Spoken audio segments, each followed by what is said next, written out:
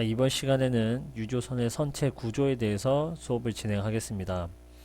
유조선의 일반 배치라고 해서 이제 교과서 내용과 쭉 진행이 될 텐데, 그림은 바로 다음 페이지에 있다 보니까 왔다 갔다 하면서 설명을 같이 진행하도록 하겠습니다.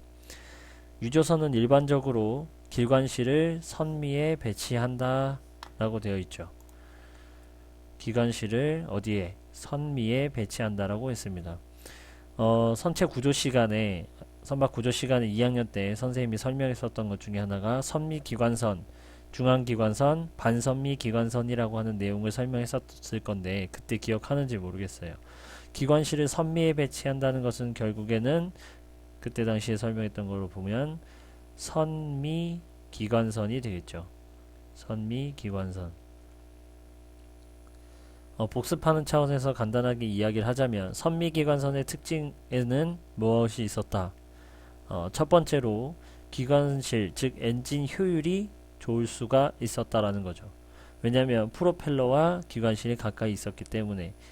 그와 동시에 단점이 있었습니다. 무엇이냐면 무게중심이 뒤로 존재하고요. 또한 기관실 자체 엔진이 무게가 많이 나가기 때문에 어떻다? 밸런스가 무너지기 쉽다라고 했었던 것 아마 기억하실 겁니다. 근데 이제 유조선 같은 경우에는 무엇이 화물을 선체 중앙부터 선수 부분까지의 방대한 양을 저장을 해야 되는 탱크들로 위치하기 때문에 자연스럽게 기관실은 선미 쪽으로 배치될 수가 있다라는 거죠. 그 내용은 그림에서 아마 정확하게 표시가 될 겁니다. 보시는 바와 같이 보면 기관실이 지금 선미 부분에 존재하고 있다는 것을 알 수가 있고요. 그 다음에 선수 부분부터 선체 중앙부까지 쭉 이렇게 무엇으로 되어 있다? 바로 화물 탱크라고 하는 것이 이렇게 존재를 하고 있다는 거죠. 많은 양의 적재물을 실어야 되는 선박의 경우에는 선미기관선을 이용을 한다라고 되어 있었던 것 떠올리시면서 생각하시면 되겠습니다. 자, 그 다음에 기관실 전단 격벽, 즉 기관실을 가로지르는 격벽의 앞에 부분부터 선수 격벽까지가 바로 뭐가 일반 화물 탱크라고 위치를 하게 된다라는 것이고요. 그 다음에 선미 격벽 뒤쪽과 선수 격벽 앞쪽에 있는 각각 탱크, 그것을 선미 탱크와 선수 탱크라고 한다 라고 되어 있는데, 보시면 이렇게 되겠습니다. 지금 기관실 전단 격벽이 어디에 있어요? 기관실 전단 격벽이 바로 이곳에 있습니다. 이곳에. 그리고 선수 격벽의 부분이 선수 격벽이 바로 여기 있죠. 즉 이 부분, 선생님이 지금 빗금치는 이 부분이 바로 무엇이 된다? 일반 화물 탱크가 배치되는 구간이 되겠고요. 그 다음에 선미격벽 뒤쪽과 선수격벽 앞쪽, 즉 선수 탱크와 바로 선미 탱크는 어떤 역할을 해준다? 여기에서 나오는 이 밸러스트 탱크라고 하는 역할을 하게 된다라는 거죠. 이 밸러스트, 여러분들이 가장 잘 아는 영어 단어는 바로 밸런스라고 하는 것이 있습니다. 밸런스. 이 밸런스라고 하는 것은 의미가 뭐죠? 뜻이? 그렇죠. 균형이라는 것으로 알고 있을 겁니다. 균형. 즉, 이 화물선, 지금 유조선의 경우에 많은 화물들을 싣게 되면 무게 중심이라든지 이런 부분들이 뒤틀어지는 현상이 발생을 하겠죠. 그런 것들을 어디에서 비어있는 탱크들에다가 물을 넣어주거나 해수를 집어넣어줌으로 해가지고 균형을 맞춰준다 라는 역할이 바로 이 밸러스트 탱크의 역할이고요. 아마 최근에 이제 가장 이슈화 됐었던 뉴스고 별로 좋은 사건은 많이 안 좋은 사건이었죠. 바로 이제 세월호의 경우에 그 뉴스를 보게 접함으로써 여러분들이 아마 밸러스트 탱크란 이야기를 한번 알게 됐을 거예요. 균형을 맞춰주는 탱크로 비어 있을 때, 선박에 비어 있을 때 어떻게 한다?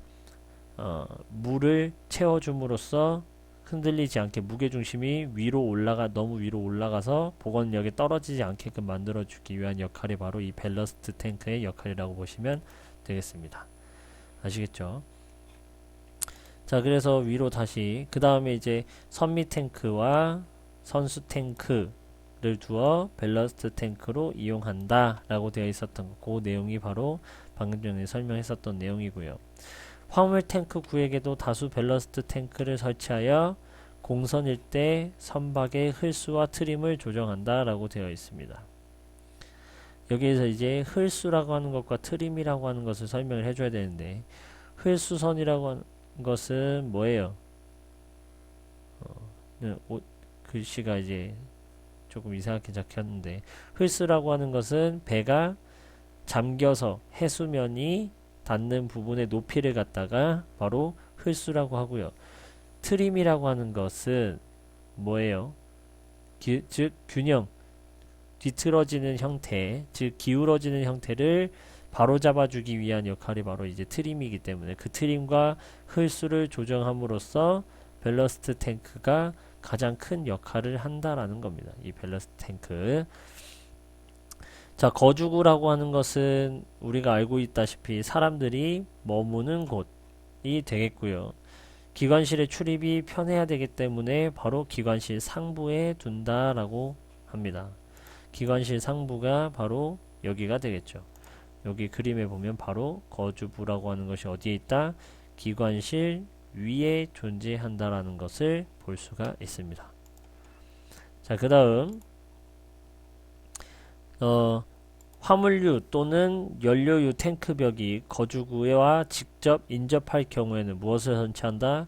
코퍼댐이라고 하는 것을 설치한다. 우리가 강둑에 가보면 이제 이러한 형태의 구조물들이 있어서 여기에 물이 이렇게 찰랑찰랑 채워져 있고요. 이쪽으로 물이 넘어가지 않게끔 하기 위해서 이러한 공간 혹은 벽 또는 구조물들을 설치를 한다라는 걸 알 수 있을 겁니다. 이게 바로 뭐다? 이제 코퍼댐이라고 하는 겁니다. 댐처럼 생겼죠? 이 댐이 바로 그런 역할을 한다라는 거예요. 코퍼라고 해서 즉 넘어가지 못하게끔 가지고 있는 화물이나 지금 우리가 이제 유조선을 이야기하고 있기 때문에 유조선에 들어있는 원유가 넘어가지 못하도록 하기 위해서 이러한 것들을 만들고요. 이 코퍼댐을 하나의 이렇게 벽으로 설치를 해가지고 그 사이의 공간을 띄워놨다라고 한다면 이 공간을 또 이용할 수가 있다라는 거예요. 그 내용은 조금 있으면 아마 알 수가 있을 겁니다.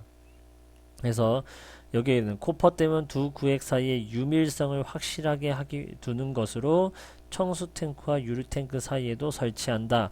프레시 워터라고 하는 것과 기름 탱크 섞이면 안 되기 때문에 요 사이에도 어떻게 한다? 넘지 못하게끔 코퍼댐이라고 하는 이러한 구획을 나눠주기 위한 장치를 설치한다라는 것을 알 수가 있습니다.